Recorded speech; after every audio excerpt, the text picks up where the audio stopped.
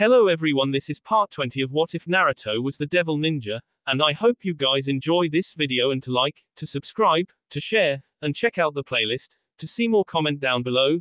Now let's start the intro. They call me a god. They call me a god. They call me a god. Join my membership, the perks are great. It's in the description. I'm not so sure this is a good idea. What about you talking about? This is my idea. I know. That's why I said it.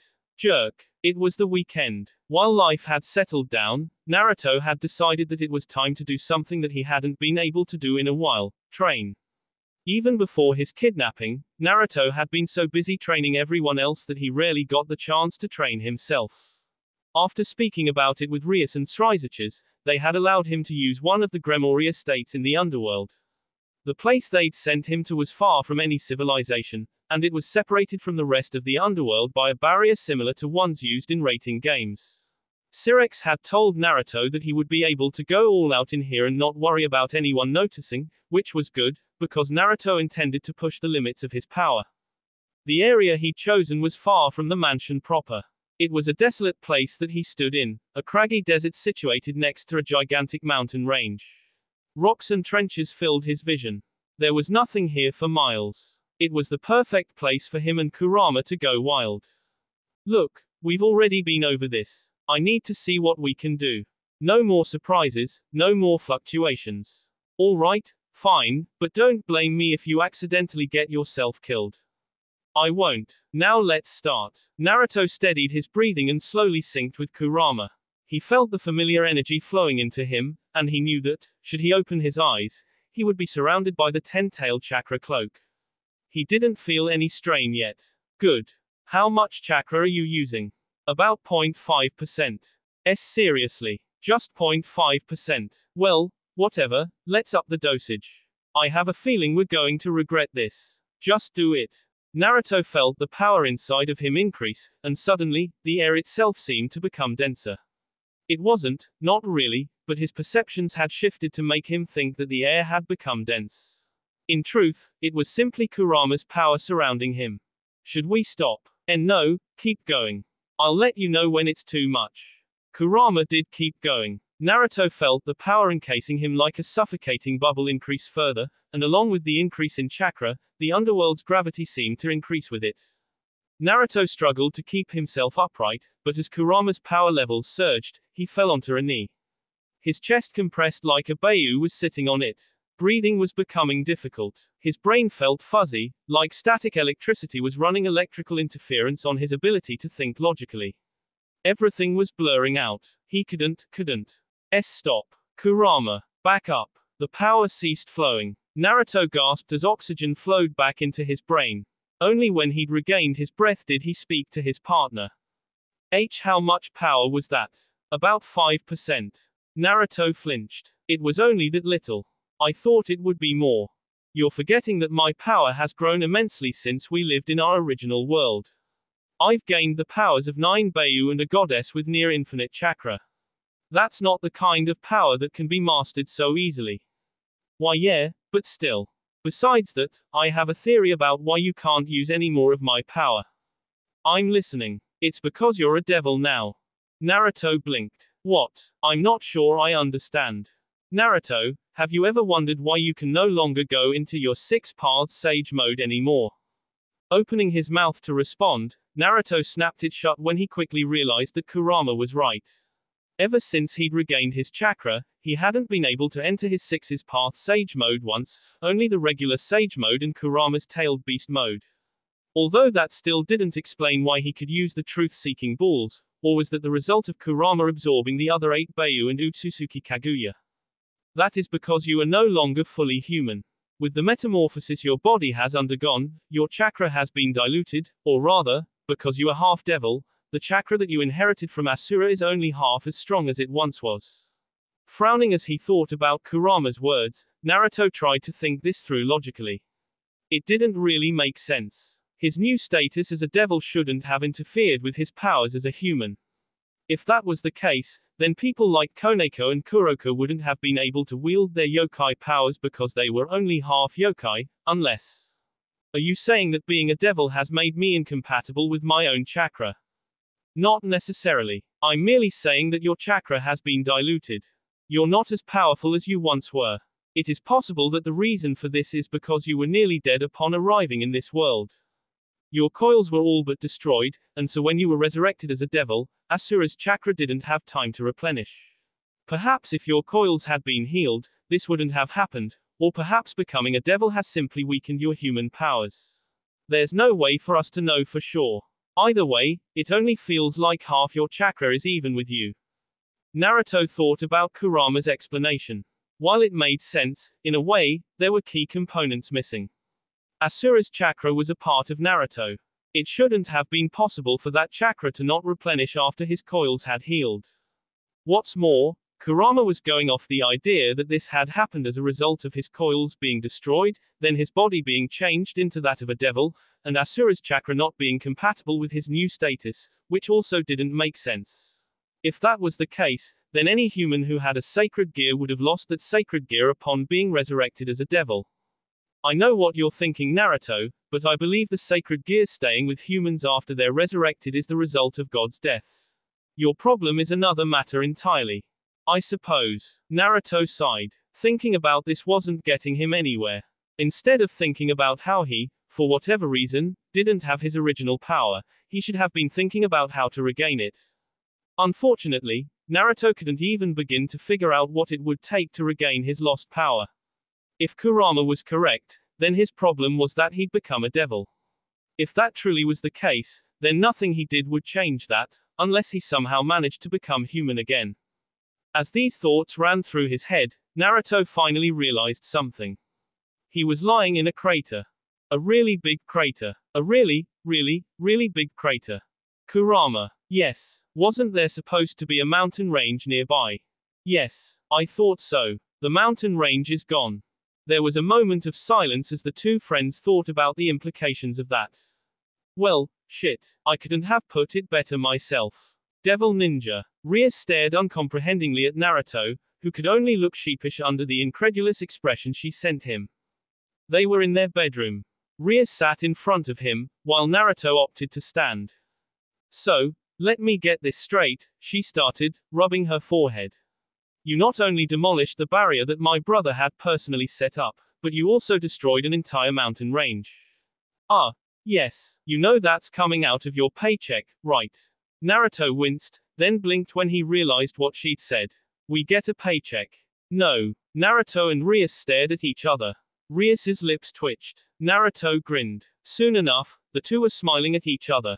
However, the mood quickly dispersed, and Rias's mirthful appearance was replaced with a frown. In all seriousness, I'm not sure what to think about this, Rias admitted. Are you upset? Rias shook her head. No, I'm not upset. Concerned, I think, is a more apt word for how I'm feeling. The power that your friend has is rather astounding. I'm afraid of what it could mean for us. Naruto didn't need her to elaborate. The power at Kurama's disposal was dangerous, and not just because others would come seeking that power. I wonder what she would think if she knew that, before coming to this world, I was nearly that powerful myself. I know. Using this power is a double-bladed sword. It's just as likely to slay my allies as it is my enemies. Is that why you've never used your full power?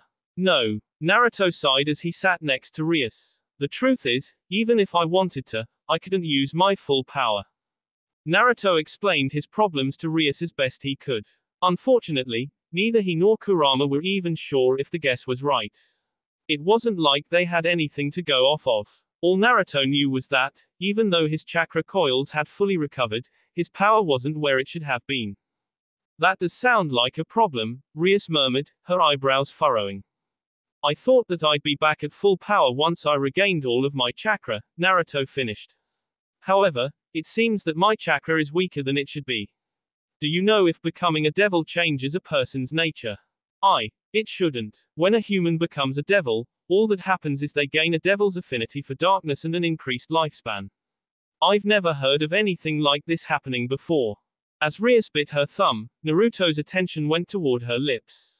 They glistened a light, lush pink that made him want to push her onto the bed and claim those lips with his own.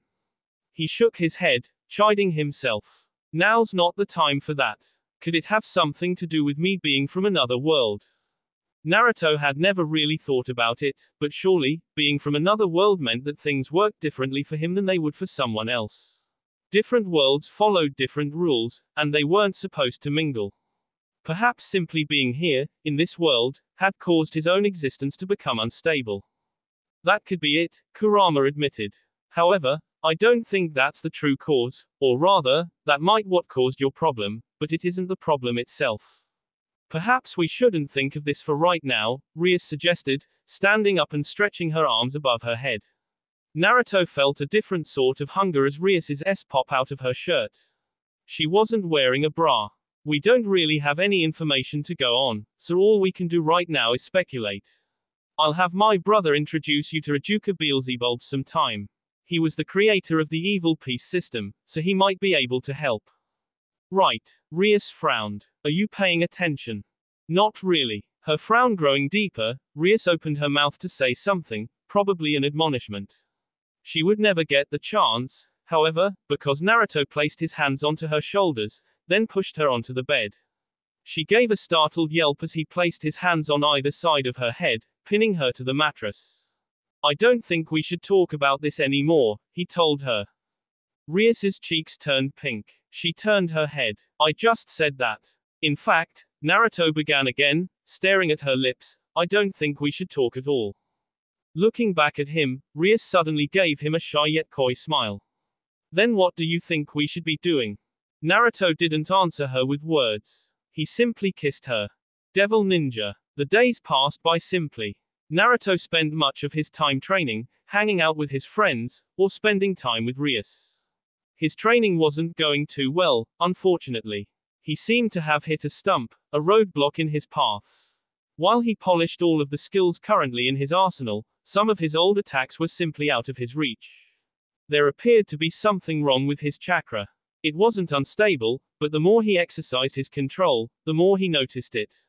He was missing something. He didn't know what, and even Kurama seemed to be at a loss, but some core component of his chakra appeared to be gone. It felt like he was missing half of himself. At least his relationship with Rias had been mended. In fact, he would say that his relationship with her was better than before. There was apparently some truth to what people said, that old saying about how disputes between loved ones brought them closer together. That being said, he really hoped that they never had a disagreement like this one ever again.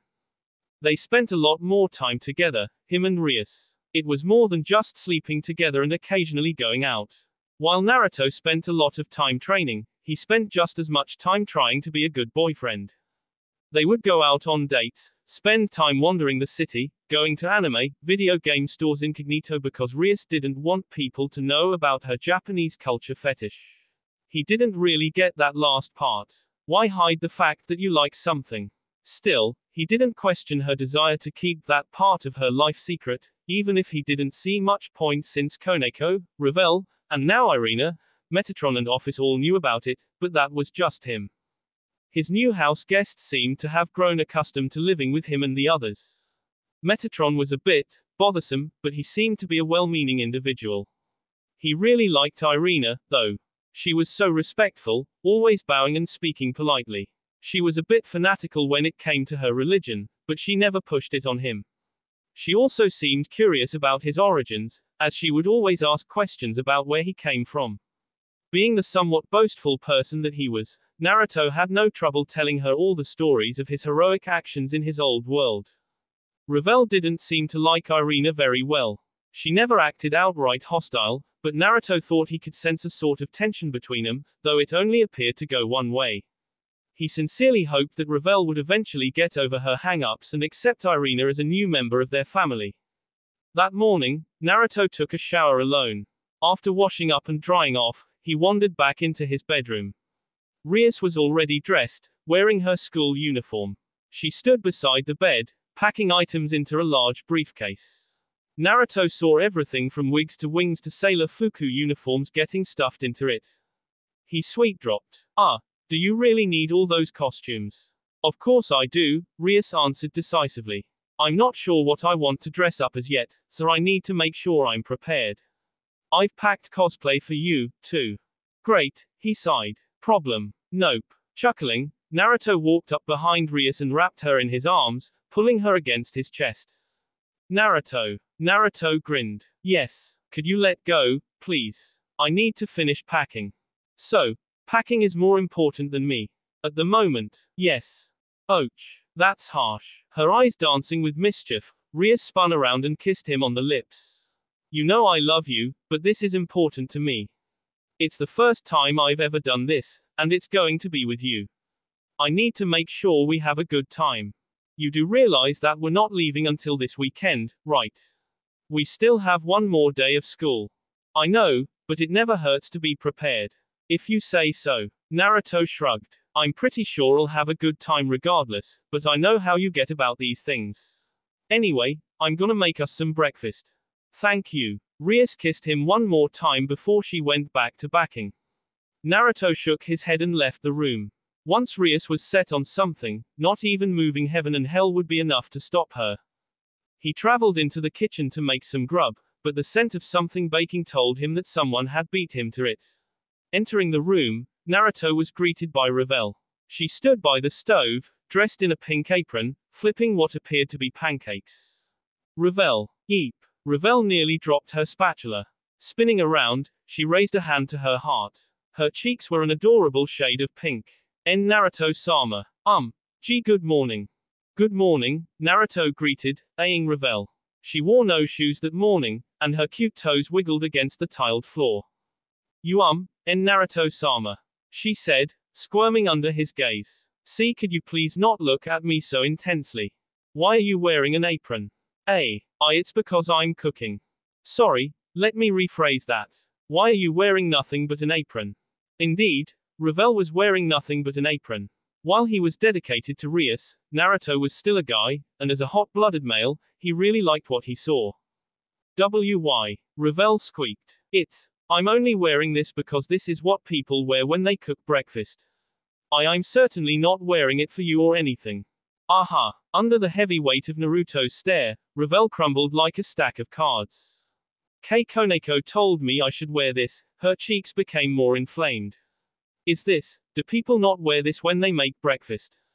Well, no, Naruto answered. Ravel became even more embarrassed. But don't worry. He gave her a thumbs up. You look really good in that. I have to admit, I'm gonna be jealous of whoever marries you. Poof. Naruto blinked when Ravel's head lit on fire. Are you okay? Fine. I'm fine. I'm just fine, okay.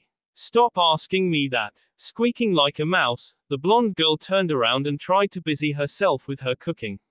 She seemed to have forgotten that she wasn't wearing anything but an apron, so Naruto was given an unfettered glimpse of her backside. Damn, she really is sexy. My sexy jutsu has nothing on her. Readjusting himself, Naruto sat down at the table, where a bored-looking Office was reading from a book. Upon sitting down, Office vacated her seat and sat in his lap. Her eyes never left the page, and Naruto peered over her head to see what she was reading. Is that a dirty magazine? Yes. Why are you reading it? Research, Office said, flipping a page. Aha. Naruto felt tempted to ask what she meant by research, but another part was afraid of the answer. In the end, he decided not to ask. Several minutes later, Irina wandered into the room, her cheerful smile illuminating the area. Good morning, everyone. Why in the name of our Holy Father are you nard? Shut up. I don't want to hear any of your self-righteous talk right now. A blushing Ravel shouted. Irina looked at Naruto, who could only shrug helplessly. Oh okay. I'm sorry. As Ravel huffed and returned to her cooking, Irina sat down next to Naruto and leaned over. Is there any reason that Ravel-san is, nard? Naruto asked softly. Yes. Koneko told her that's how people dress when cooking. Aha. I had the same reaction, Naruto said to Irina's incredulous gaze. Office flipped a page in her book. Her eyes never left it. Rias wandered into the kitchen next. Good morning everyone, she trailed off. And stared. Please don't look at me like that, Rias-sama, Ravel said, squirming in place. Why are you nard? Rias asked, her tone deadpan. Ah, no reason. She glanced at Naruto, Irina, and then Office. So I see. Apparently not finding the answers she sought from him, she sat down. Looking at the three others, she asked, "Why is Ravel?" "We don't know," Irina and Naruto said at the same time. Office flipped another page. "Right." Rias blinked when she looked at what Office was reading. "Is that a dirty magazine?" "Yes," Office said. "Why are you reading that?" "Research." Search. Rias looked at Naruto, who could only shrug. Naruto felt her chakra before she entered.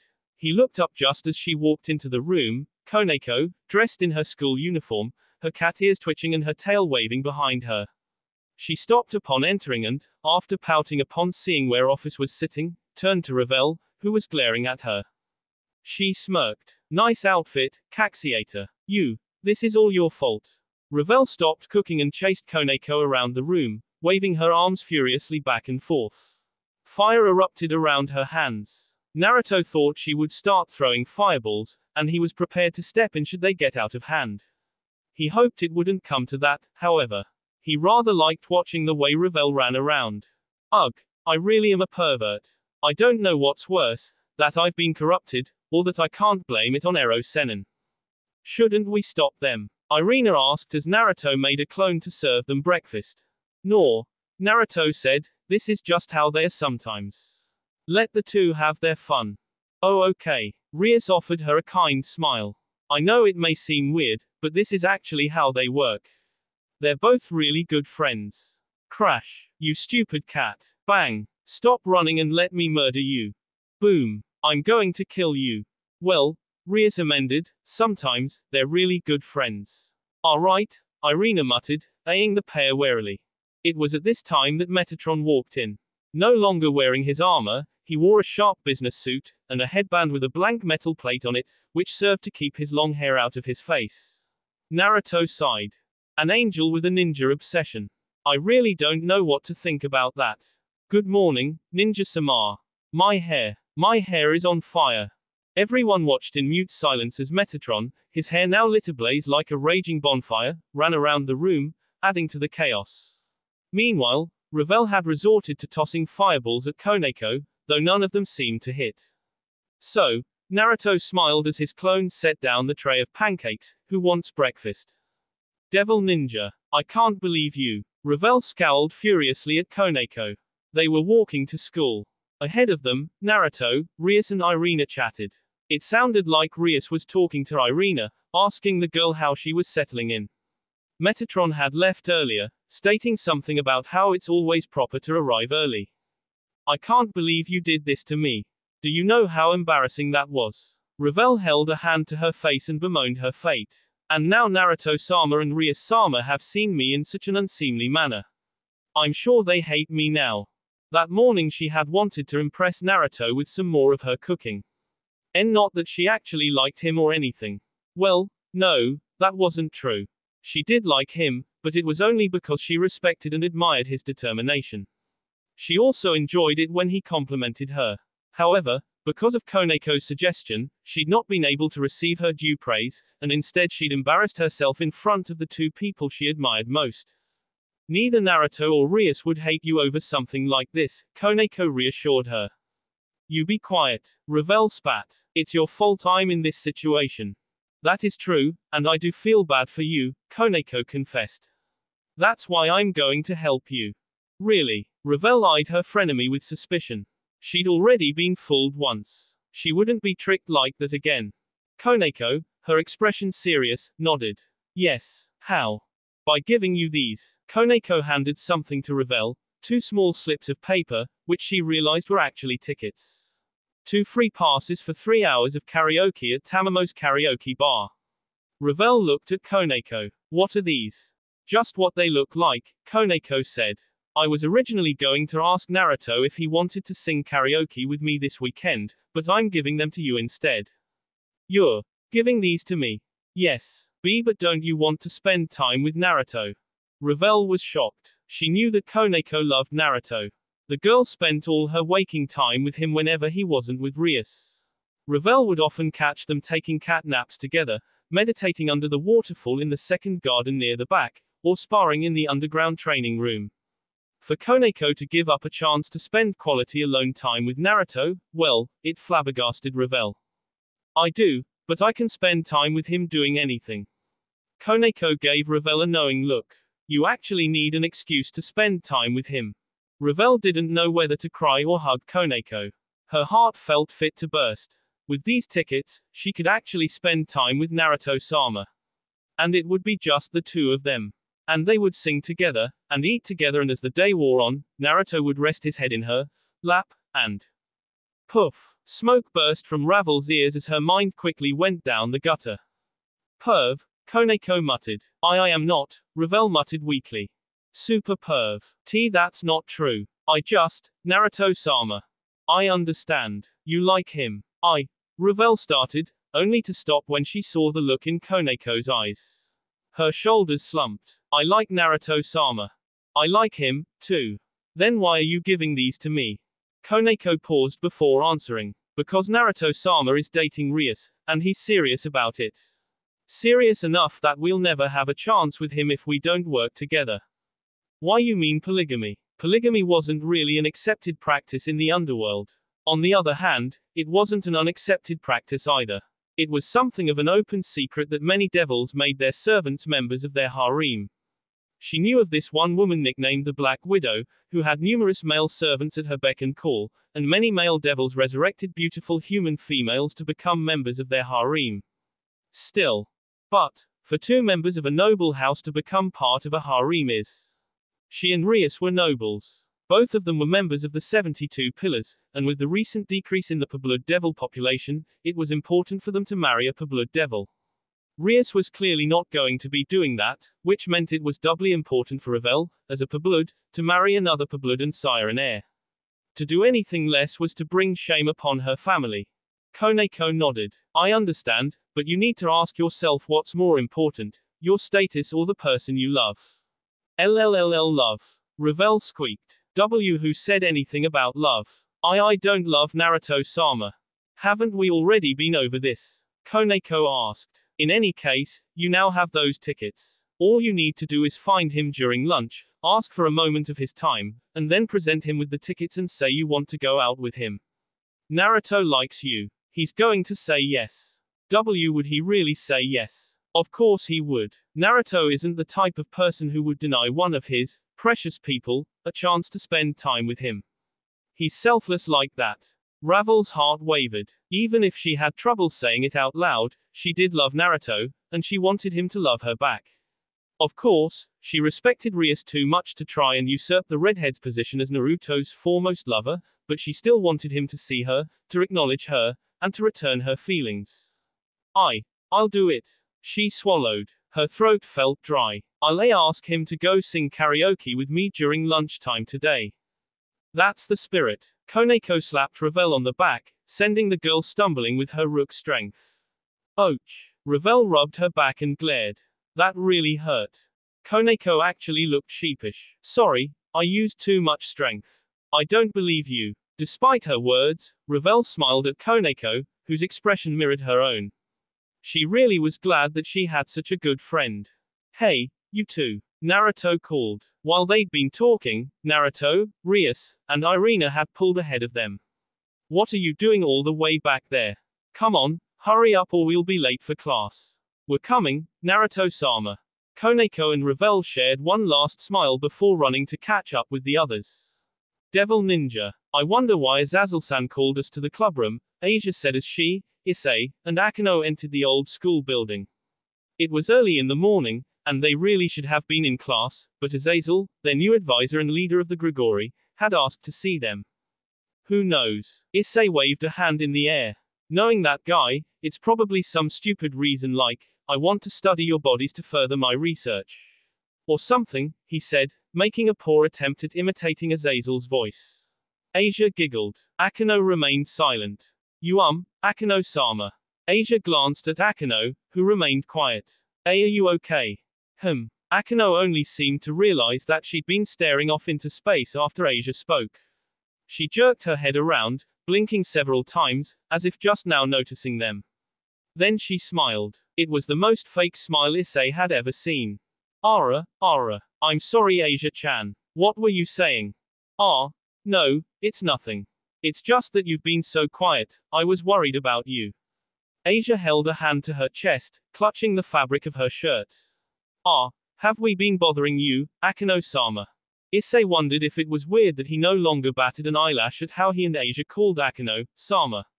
Naruto-sensei always made fun of him for it, but he thought it only made sense. Even if Naruto-sensei was his sensei, Akeno was sort of like his master. No, that was Rias, wasn't it? Well, either way, she was the person he listened to the most. It was only right to call someone like that, Sama, wasn't it? Akeno smiled as she wandered around Issei and trapped Asia in a hug. Yufufufu, what's this? My cute little Asia-chan couldn't possibly be thinking something like, Akeno-sama hasn't been giving me enough attention lately. Have I done something to upset her, could she? And no, that isn't, on. Issei was felled by a nosebleed as Akeno nibbled on Asia's earlobe. Carmine dripped from his nose and created a puddle on the floor, which he then tripped on. The world went white, pain exploding in the back of his head as he slammed into the wooden floor. Ai-san. Issei needed to wait for his vision to return. When it did, Asia-chan and Akeno-sama were standing over him, one appearing worried and the other amused. Are you okay, Ai-san? Why yeah, I'm fine. Asia extended her arm and he accepted it, allowing her to help him up. Yufufu, Ice-kun, you know that you shouldn't be thinking such dirty thoughts when we're at school, don't you? Sorry, Akeno-sama. Issei scratched the back of his head, grinning sheepishly. Well, Akeno crossed her arms, I suppose it is fine. You are a growing boy, after all, and growing boys think naughty thoughts all the time. I'll forgive you. Thank you. They resumed walking, but Issei continued to cast worried glances at Akeno-sama. Ever since the battle for Kuo Academy, she'd been acting differently. She didn't tease him and Asia-chan as much. This, right here, had actually been the first time she'd messed with them in nearly 2 weeks. Most of the time, Akeno would sit alone, and sometimes she would seclude herself entirely. He'd also caught her glancing at him several times in the past 2 weeks, and every time he saw her looking at him, the forlorn expression on her face made his chest sting. They entered the club room to find Azazel sitting in the seat normally reserved for Rias. He wasn't alone. Rainare. Issei shouted in surprise. He stepped in front of Asia and Akeno, to protect them, though from what, he didn't know. What the hell are you doing here? I thought I told you to never come near Asia-chan again. Rainare stood beside Azazel, her arms crossed, expression petulant. She looked like a spoiled child who was being forced to do something that she didn't want to do. Don't think I enjoy being here. If it could be helped, I would have never stained my eyesight with your pathetic face, Ugai, Kyan. I am sorry about her foul mouth. Azazel removed his hand from her backside, where he slapped her. It seems that she still hasn't learned anything yet. Yufufufu, Akeno's giggle sent shivers down Issei's spine. Azazel, Sama, perhaps you could tell me what this wench of a fallen angel is doing here with you. A wench, am I? Rainare snarled. Then what does that make you? The perverted little she, who, a yarn. Her eyes went wide as Azazel reached down and pinched her butt. His actions made her thrust out her chest and clenched her cheeks. Her face was glowing red. Issei gulped. Now, Azazel chided lightly. I thought I told you not to say anything for a while and let me do the talking, Rainare-chan. Sorry, Azazel-sama, Rainare said meekly. Issei blinked. That was such a different response from what he'd gotten from her. To think she could actually act so meek and demure. It was too different from the Rainare he remembered. He raised a hand. Look, I really don't care to see some old guy pinching a young woman's ass, even if I do think she deserves a lot more humiliation. What was that, you little, Kya? So could you please just get to the point and tell us why we're here, and also tell us what Rainare is doing here? Issei finished, glancing at Asia, who stared at Rainare, her eyes wide with fear. She was shaking. Not that Issei could blame her. This was, after all, the woman who tried to steal her sacred gear. The reason I called you here is because of Rainare, Azazel said. My subordinate here has caused you a lot of trouble, I understand. After everything that she has done, I cannot expect you to forgive her, nor can I expect you to forgive us without some form of repayment. That is why I'm giving Rainare to you, Issei Hudo and Asia Argento. From this day forth, Rainare is going to be your slave. I've already got the idea signed off by Sirex, so do not worry about that. You may do whatever you want with her. Use her, abuse her, ravage her until she's nothing but a drooling mess of icy bliss. I really didn't need to hear that. I only asked that you not kill her. That would be giving her the easy way out, after all. What? Devil Ninja. Naruto and the others met up with Kiba upon arriving at school. After saying the goodbyes, he and his fellow journeyed to their classroom. They got a lot of stares. Kya, it's Kiba-kun. Kiba-kun. Hi. I still can't believe those two are friends. Isn't that Naruto just some Yakuza thug? I hear he's threatened Ria-sama into becoming his Shei slave. I was told that he's threatening Kiba-kun into being his whipping boy. Kya, that's so naughty. Naruto's right eye twitched several times. He looked at Kiba, who didn't seem to have heard the conversation taking place around them. Being only a regular resurrected devil, Kiba's hearing probably wasn't as good as his. Is something wrong, Naruto? Kiba asked with a friendlier smile. No. Naruto slowly shook his head. Nothing's wrong. Entering their classroom, he and Kiba sat down and chatted about current events and how it affected the other students. It's almost amazing how no one even knows that this school was a battleground several weeks ago, Naruto said. Well, there was some fuss about it on the news, Kiba told him. Apparently, someone got really reckless with their attacks and destroyed a good portion of a mountain. He eyed Naruto, who suddenly felt sheepish. People thought it was a terrorist bombing, but it blew over pretty quickly. I suspect Michael, Azazel, and Sirex had all the memories and evidence of this event erased. You're pretty lucky, you know. Yeah, Naruto chuckled nervously. I suppose I am. Honestly, Kiba sighed, I still don't understand how you became so powerful. Powerful, huh? Naruto looked down at his hands. Kiba had no idea what he was talking about. This wasn't powerful. He could boast all he wanted about being powerful enough to fight on par with Office, but his power was gone. Key components were missing. Damn it, I thought I'd gotten over this weakness once my chakra returned. Do not despair, Naruto. You might not be as strong as you once were, but I am far more powerful than I've ever been. That really doesn't help us right now. Even if Kurama had gained the powers of a goddess and 8 other Beiyu, Naruto couldn't use that power because his own chakra was apparently missing something. Damn it, this whole situation was ed up. You're getting angry. No, I'm getting frustrated. Same difference. Naruto. Huh. Naruto looked over to see Kiba staring at him. What's wrong? Are you okay? Your face was, well, forgive me for saying so, but it looked kind of scary. Did it? Naruto scratched his head and laughed. Sorry about that. I was just thinking about something that's been bothering me.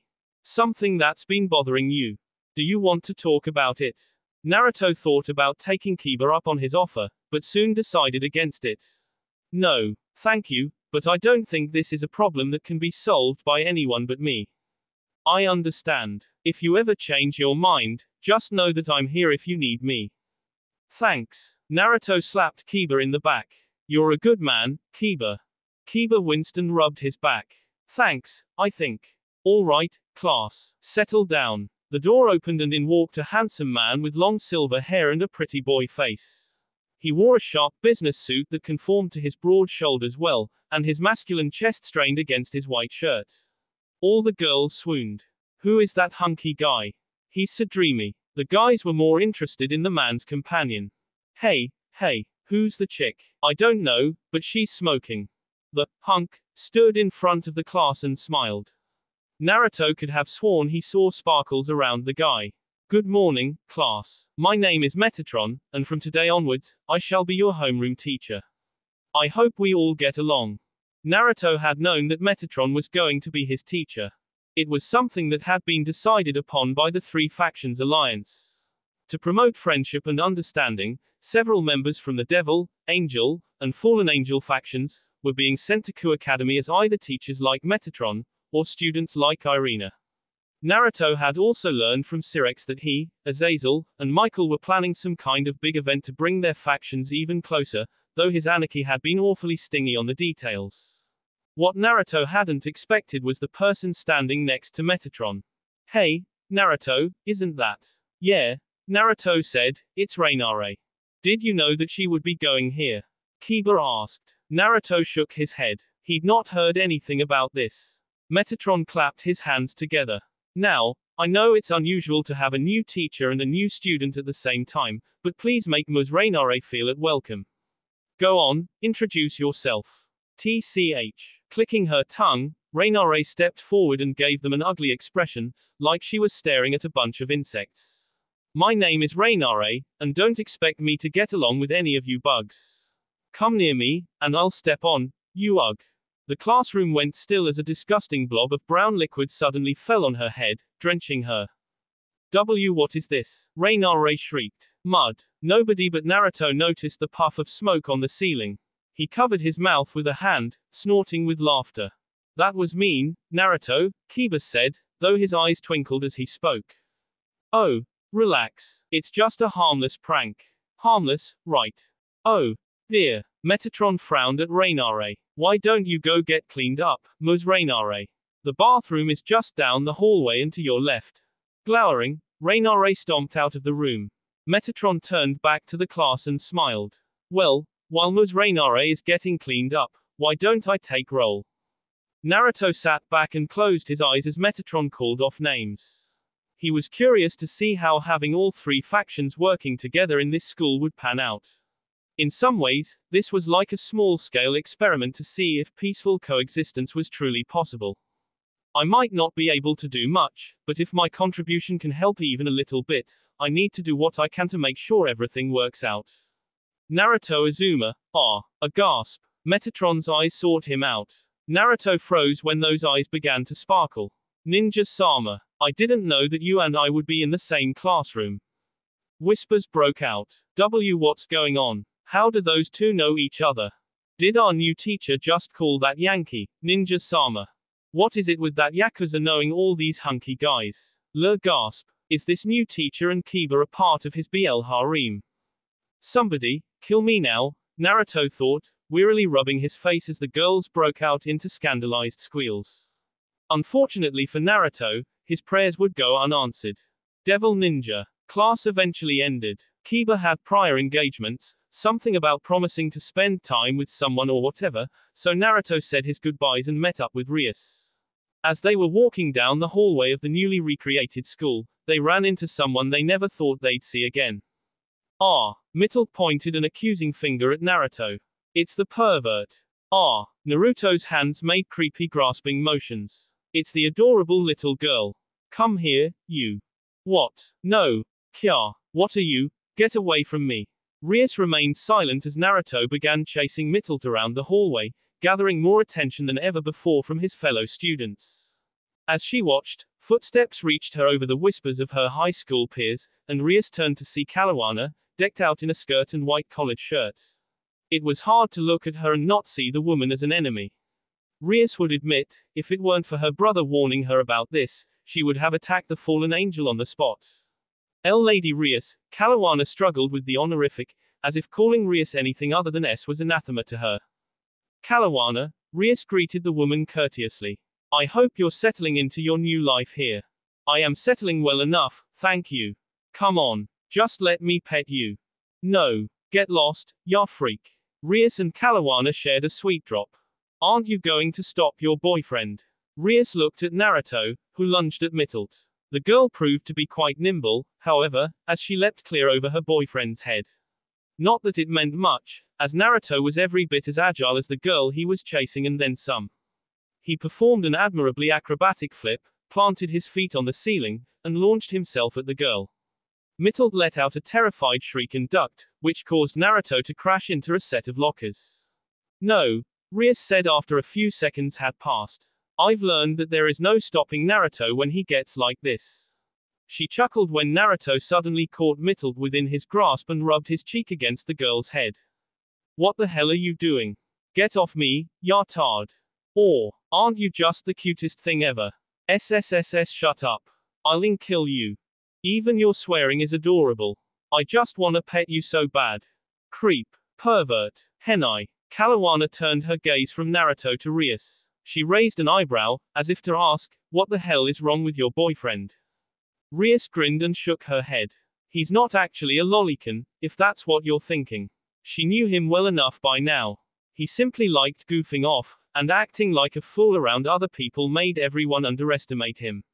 Even his love for cute things, which she now understood was derived from his devil nature and desire to have a normal childhood, was played up more for kicks than because he actually liked little girls.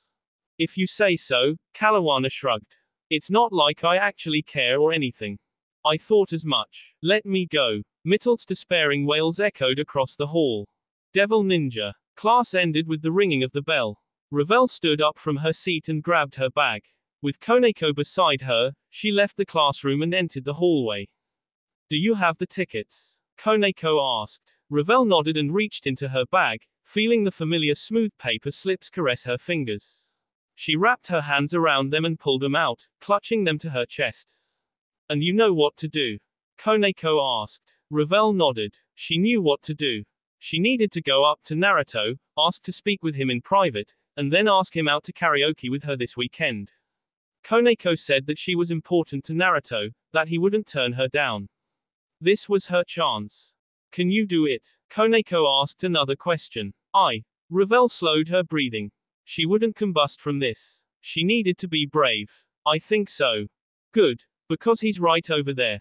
What? Ravel looked up to see a grinning Naruto walking alongside Rias. His hands were behind his head, and he radiated an oddly satisfied feeling. I can't believe you. Do you enjoy tormenting little girls? Of course not. I just think it's fun to make people squirm. When did you become a sadist? You're imagining things. I'm no sadist. Besides, that was for her own good. I was helping her acclimate to her new life here. If you say so. She didn't really know what Naruto and Rias were talking about, but they looked like they were having fun. Ravel felt her resolve waver. Should she really be doing this? Was asking him on a date the right thing to do? Maybe it would be better if she simply waited until Naruto became a king, and then asked if he would accept her as his bishop. What are you waiting for? Koneko asked, slapping Ravel in the back and sending her flying. Go get him. Ravel stumbled forward, but quickly regained her balance. She tossed Koneko a glare, though her Nekosho friend didn't seem bothered by it. Koneko merely gestured for Ravel to continue with the plan. Ravel's cheeks became hot as she turned around.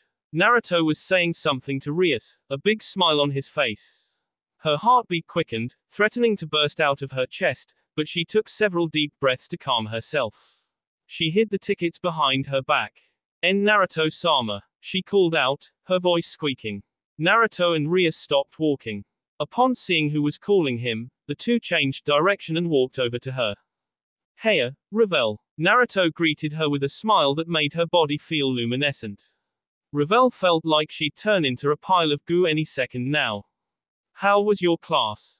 C-class was fine. Ravel cursed herself for stuttering. Come on. This was her chance. She couldn't afford to screw this up now. Naruto-sama, would it be okay if spoke with you, in private? Private. Naruto glanced at Rias, who nodded, then turned back to her with a sunny smile. Sure. Lead the way, Ravel. Breathing a sigh of relief, Ravel bowed to Rias and led Naruto out of the school building and over to a large tree located in the courtyard behind the school. Few people ever used this place, so it was the perfect spot to ask him on a date. They stood there for several moments. Ravel tried to gather her courage. Okay, I have Naruto alone. And now I just need to ask him out to KK karaoke this weekend. I can do this, I think. Are you feeling okay, Ravel? Naruto asked, and Ravel squeaked when she realized how close he was. Your face is all red. I am fine. Thank you for your concern. Ravel calmed herself down. She could do this. Naruto-sama, what are you, do you have any plans for this weekend? Plans? Naruto asked, tilting his head. Clutching the tickets behind her back, Ravel nodded, waiting on bated breath for his answer. It wasn't the question she'd wanted to ask, which was, will you go sing karaoke with me this weekend? But if he said he wasn't busy, Then she could always make that her next question. Aha, you caught me. Grinning, Naruto scratched his head. Rias and I are actually leaving for a weekend trip to Akihabara. We were gonna tell all of you after class today, but I guess you suspected something was going on from the get-go. We weren't very subtle. Ravel felt her heart drop into her stomach. For some reason, she felt short of breath, like an icy hand had grabbed hold of her heart and was squeezing it into a fine paste. Oh, I see, so you already have plans. Hey, I guess I should have realized that you and Rias-sama would be doing something for the weekend. Ravel turned around, presenting her back to Naruto. She didn't want him to see her tears. Well, Ravel sniffled, I guess I'll leave you alone for now. You're not going to eat lunch with us. I have some things that I need to take care of, Ravel said before running off. She hurried back into the school building, passing Rias and Koneko, traveling through a set of halls and entering the bathroom. She rushed into a stall, slammed and locked the door behind her, sat down and finally let loose. Tears poured from her eyes and a sharp pain filled her chest. She should have known that Naruto wouldn't be able to spend any time with her. He was always spending his free time with Rias. It was only natural. She was his girlfriend, after all. Ravel understood that, but still. It hurts. Ravel. Rias's voice called from the other side. Ravel, are you okay? Ravel didn't answer. She knew it was rude, but right now, she didn't want to speak with Rias. She didn't even want to think about Rias. Ravel, is everything alright? Please, talk to me. Go away, Ravel said, burying her face between her knees, which she drew up to her chest. I don't want to talk to you. There was a moment of silence from the other side. Ravel thought she heard whispering, but she honestly wasn't paying much attention. Okay, I'll leave you alone. But you know, if you ever want to talk to me about whatever is bothering you, I'm always here to listen. Ravel felt an acute pain in her chest. She wished Rias wasn't so nice. If Rias had been mean, or even somewhat rude, then Ravel could have hated her. This feeling would have been so much easier to deal with if Ravel could hate her. The sound of receding footsteps and a door opening and closing let Ravel know that Rias had probably left. Yet even so, she refused to move from that spot, at least until the door she hid behind squealed as it was bent like a piece of paper. Eek! Ravel's eyes widened as Koneko demolished the door and stepped inside the stall. No words were spoken. Koneko simply stepped up to her and wrapped her up in a hug. It's okay, Koneko said. There's no one here but you and me now. Don't be afraid to let go. Ravel's eyes widened as a torrent of emotions poured from her. She hugged her friend back and wept bitter tears. That will be all for this video. Be sure to like, subscribe, share, and comment down below for more videos. Goodbye.